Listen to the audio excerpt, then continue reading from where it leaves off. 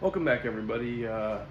Today is Monday, November 22nd, and been getting some pieces of pottery ready to go in the kiln. I think probably this Friday we'll be able to actually do a firing. And so, actually, what I've been doing, I actually invited my mom over the other day. She's pretty good with a paintbrush, pretty good artist. And so I decided to ask her to help me out with some of my decorating on some of my pots, um, because I've not really been all that happy with some of the different motifs that I've put on there.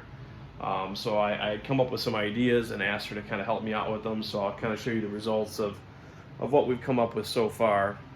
Let's just go ahead and drop this down for a second. So one of the themes that I came up with on my iPad. I was just kind of trying to play around with. I've done like a foxglove decoration on some of my pieces from before, and while I like that, hold on, let me see if I can get the camera a little more adjusted here. Oh, that's better. Okay, so while I like the foxglove decoration that I've been copying off of other potters. I kind of wanted something that was a little more something that I had kind of come up with. So I played around with some different motifs. And the one that I kind of settled on, I kind of wanted to do some sort of a beach theme. Maybe that would kind of somewhat abstractly represent maybe an island in the ocean. So this is kind of the idea that I kind of came up with here. Just kind of an abstract palm tree with a couple of birds and a sand dune and just some water around it. But again, it's one thing to do it on an iPad like this where everything just works, according to a computer program, and then another thing to try to do it by hand. And like I said, my mom is actually very good about doing art and sketching things like that. So let me show you some of the examples of what she had come up with. So here's what she'd come up with. And so basically the dark brown that you see for the tree and the birds and the dune, that's all done in iron oxide, so that will come out hopefully a coppery color. And then the lighter brown with a few dark stripes in it, that's actually done in the cobalt oxide, so that should come out hopefully kind of like a light blue wash, maybe some varying degrees of intensity of the blue. So we did that. Here's another one that she did. I think they all look pretty good. A different one. And then we started playing around with some other designs, like just doing like little flower patterns. So again, this is the Celadon glaze. It's a cobalt oxide that I used as a sponge to dip, and then just kind of carved out the petals, and then put some some iron oxide decoration on it. And then I showed you before the stamp that we'd made, the Love Never Fails stamp, which again is a quote from the Bible. So these will be hopefully be able to be nice gifts. But I've been trying to kind of figure out how to make that stamp really stand out. It's not been that easy, again, because I once fire these. So again, this is raw clay. I'd actually seen a cool use of iron oxide before on somebody else's badges, where they basically kind of covered the whole pad of clay where the lettering would be in iron oxide, and then just wipe it off. And then the iron kind of was more intense in the grooves where all the lettering was. What I really didn't take into consideration is that this is raw clay, so when you wipe it, you're actually wiping away the clay itself too. And it really didn't work out that well, so I was kind of disappointed in that. So this was an attempt here with a paintbrush to kind of just go in and color in the grooves. Not really saying that I'm all that exactly happy with that either. But what I have been doing, which I'm thinking looks probably the best so far, is on this cup here, I've actually taken and I covered it in the iron oxide, and now I'm actually taking my needle tool that I use to cut off. I've showed you guys this before. This is my hacksaw blade that I've turned into a needle tool.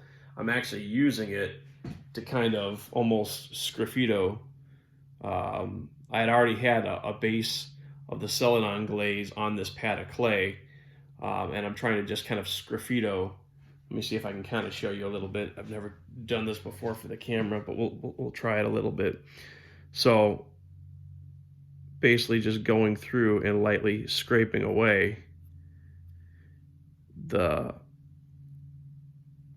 let's see, I don't even know if I'm in the camera frame here.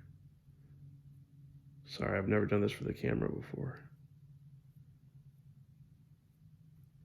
The thing of it is you kind of have to know what the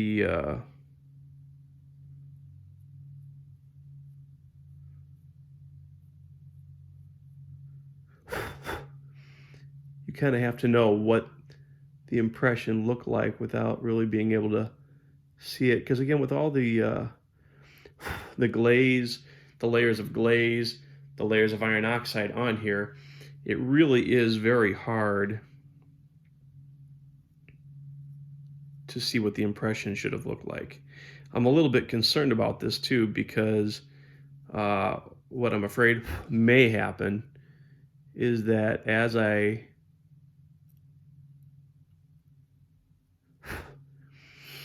sgraffito the different pieces in here, if I'm not matched up correctly with the different, I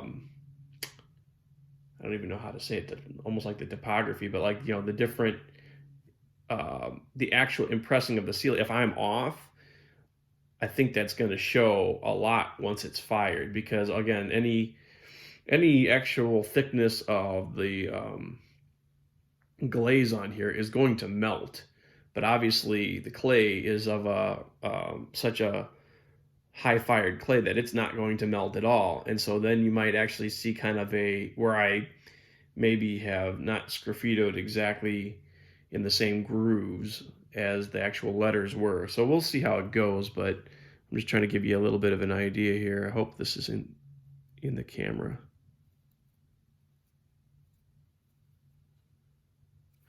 But I will say, in doing this, this is definitely the nicest and clearest impression that I've gotten. And the so being that there's also just a little bit of glaze on here, I do have to be very careful not to scrape too deep in, or I'll be into the clay. And I really want to not scrape away the glaze.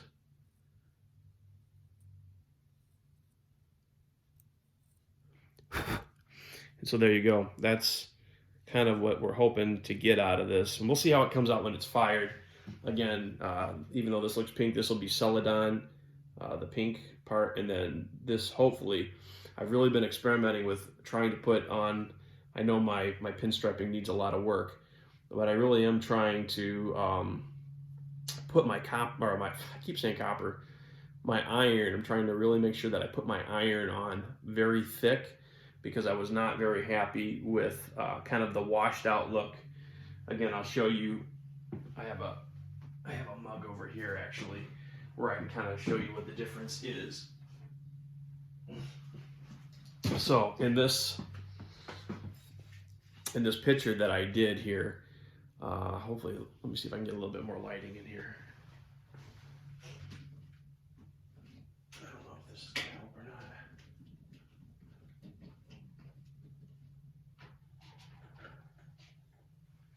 Maybe it'll help. So anyway, this dragonfly decoration that I did is very, very washed out. It just really didn't come out very, very nice. However, if you notice, like right here where the dragonfly's head is, that was a spot where I had put the iron on real thick. I actually thought maybe too thick, and it actually there and in there came out a really awesome metallic copper color.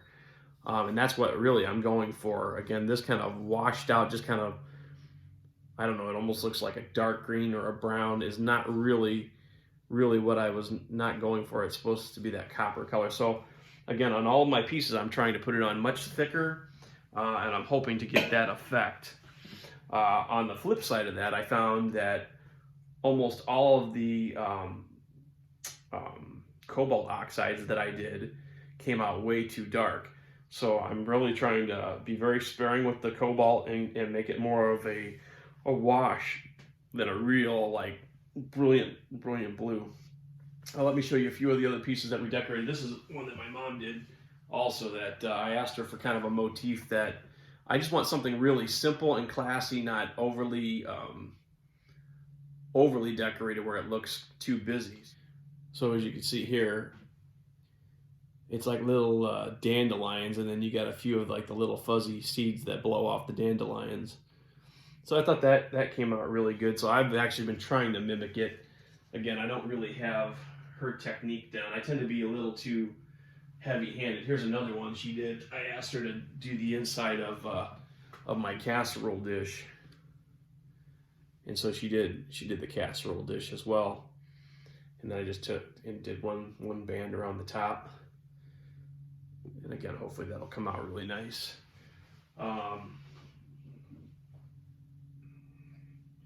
Then I've been experimenting with a one that's almost, I don't want to say it's like, it's supposed to be maybe cattails, or maybe just some kind of pieces of some sort of type of grass or something like that. So I did that one in there and that one in there. So just kind of, again, experimenting with some different styles. Let's see, any others I can show you.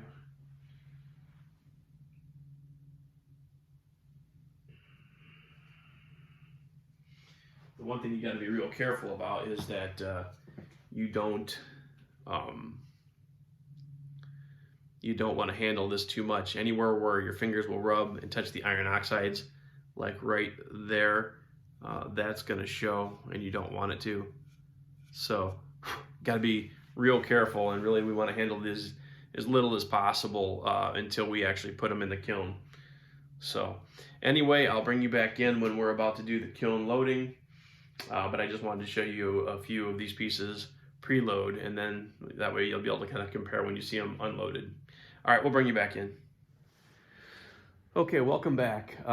So a couple days ago you saw me show you some decoration that we had done on some of our pots, and so now we're ready to go ahead, and I got the garage kind of set up here, and what we're going to do is we're going to go ahead, we're going to do the firing tomorrow, and so we're going to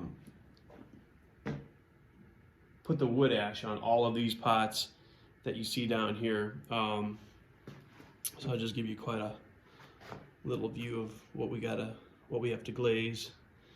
So we got that. I actually have about 6 oil lamps over here. This has got to be wood ashed. This has got to be wood ash. That's got to be wood ash. This has got to be wood ash. That's got to be wood ash, and that's got to be wood ashed. So yeah. And again, I got those 6 oil lamps right there. So I'll bring you in when we do a couple of the different coatings, so that you can kind of see how it's done, and then we'll wrap up this video. I'll talk to you in a minute. Okay, so this is the atomizer, as I've talked about before. So inside here, I've just mixed up like kind of a 50-50 mixture of wood ash and I don't know, you probably can't see it, but it's wood ash and water basically is all it is. And so you blow through here, and you pretty much you get a nice mist. So I'm gonna go ahead and try to do this. I've already done my some of my oil lamps, but I'm gonna go ahead and do this casserole dish here.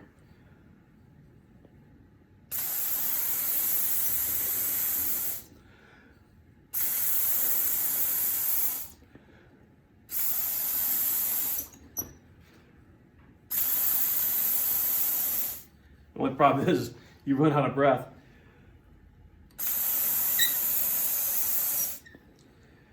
And then maybe for a little bit of interest, I'll do a couple of kind of heavier spots.